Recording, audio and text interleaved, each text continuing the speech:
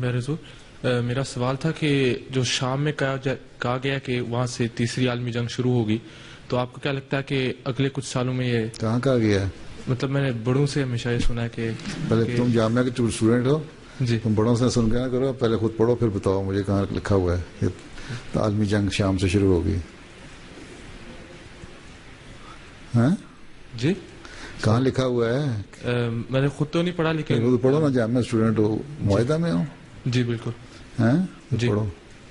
خلیفہ مجید ثانی کے پاس جو بعض جامعہ کے اسٹوڈنٹ آتے سوال کرتے تھے نا، تو ان کو وہ کہا کرتے تم جامعہ اسٹوڈنٹ ہو، تم قرآن شریف کی تفسیر کے اوپر غور خود کرو اور خود پوائنٹ نکالو، پھر میرے سے ڈسکس کرو آ کے، اور خود پہلے سوچو کہ کیا اس کا حل ہے، پھر بات کرو. تم نے تو اصل بات کوئی نہیں پڑھا تھا، تو سنائی سنائی باتیں کر رہے ہو.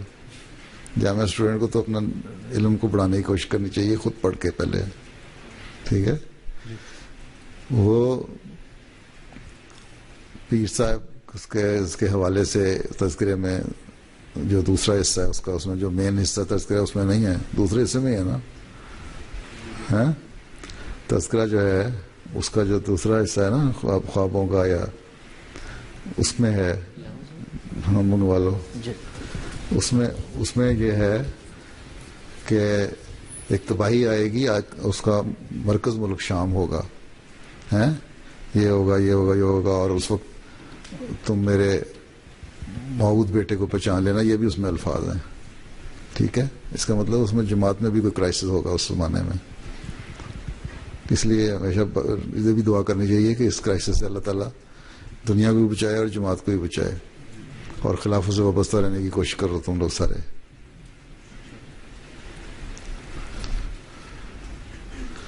تو میں اس لیے تم سنائی بات کر رہے ہیں، اس لیے تم لوگوں کے علم کے لیے میں منگوا کے بھی پڑھوا دیتا ہوں تم اصل کیا ہے. پھر ہے نا اس کا جو آخری حصہ ہے نا تذکرے میں، ایک تو ہے نا مین حصے میں ساری باتیں آئی ہیں، خوابیں، کچھ حصہ ایک علیحدہ ایڈیشن کیا ہوا ہے. پڑھا ہے نا آپ نے تذکرہ کبھی اچھی طرح؟ ہاں اس کے آخری حصہ جو ہے نا، اس میں جو ایڈیشن ہے اس میں یہ خواب ہے پیر صاحب کے حوالے سے. انڈیکس میں شاید آپ کو اس طرح نظر نہ آئے، آپ انڈیکس میں دیکھنا ہے تو پیر صاحب کے نام سے دیکھیں.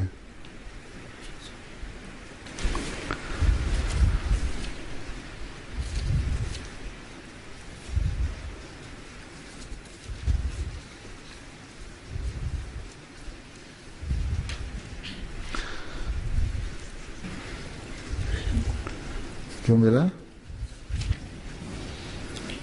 ہاں مجھے نہیں مل سکا. نیچے آخری حصے میں دیکھیں، آخری حصے میں انڈیکس میں دیکھ رہے ہیں. پیر صاحب سراج الحق نعمانی. ہاں پیر صاحب، ہاں پیر سراج الحق صاحب ہی ہیں میرا خیال ہے. پیر نہیں، وہ ان کے ساتھ کچھ اور بھی لگتا تھا. ہاں ہاں صاحبزادہ صاحب، ہاں صاحبزادہ صاحب کے نام سے ہے.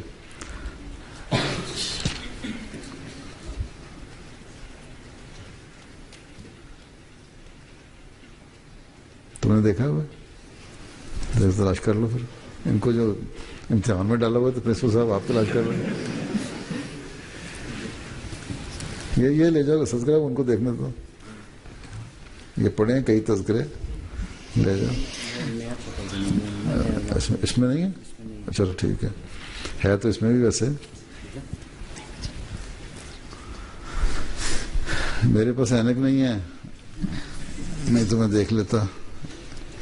ایک آدمی گیا ڈاکٹر صاحب کے پاس، ڈاکٹر صاحب مجھے پڑھنے کی اینک چاہیے.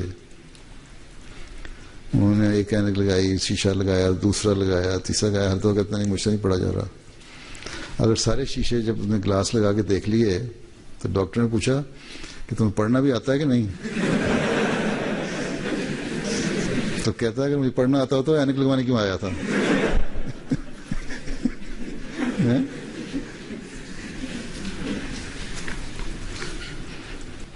ہاں جی.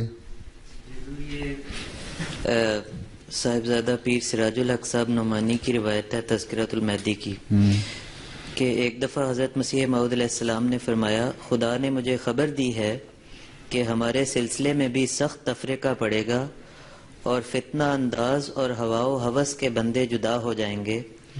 پھر خدا تعالیٰ اس تفرقے کو مٹا دے گا. باقی جو کٹنے کے لائق اور راستی سے تعلق نہیں رکھتے اور فتنہ پرداز ہیں وہ کٹ جائیں گے، اور دنیا میں ایک حشر برپا ہوگا. وہ اول الحشر ہوگا اور تمام بادشاہ آپس میں ایک دوسرے پر چڑھائی کریں گے، اور ایسا کشت و خون ہوگا کہ زمین خون سے بھر جائے گی، اور ہر ایک بادشاہ کی رعایا بھی آپس میں خوفناک لڑائی کرے گی. ایک عالمگیر تباہی آوے گی، اور اس تمام واقعات کا مرکز ملک شام ہوگا. صاحبزادہ صاحب یعنی حضور فرماتے ہیں صاحبزادہ صاحب اس وقت میرا لڑکا موعود ہوگا. خدا نے اس کے ساتھ ان حالات کو مقدر کر رکھا ہے. ان تمام واقعات کے بعد ہمارے سلسلے کو ترقی ہوگی اور سلاطین ہمارے سلسلے میں داخل ہوں گے. تم اس موعود کو پہچان لینا. یہ ہے پورا حوالہ. میں غور کر رہا تھا اس میں سے یہ بھی ہو سکتی ہے حضرت مسلم موعود کے زمانے میں بھی دوسری جنگ عظیم ہوئی، اور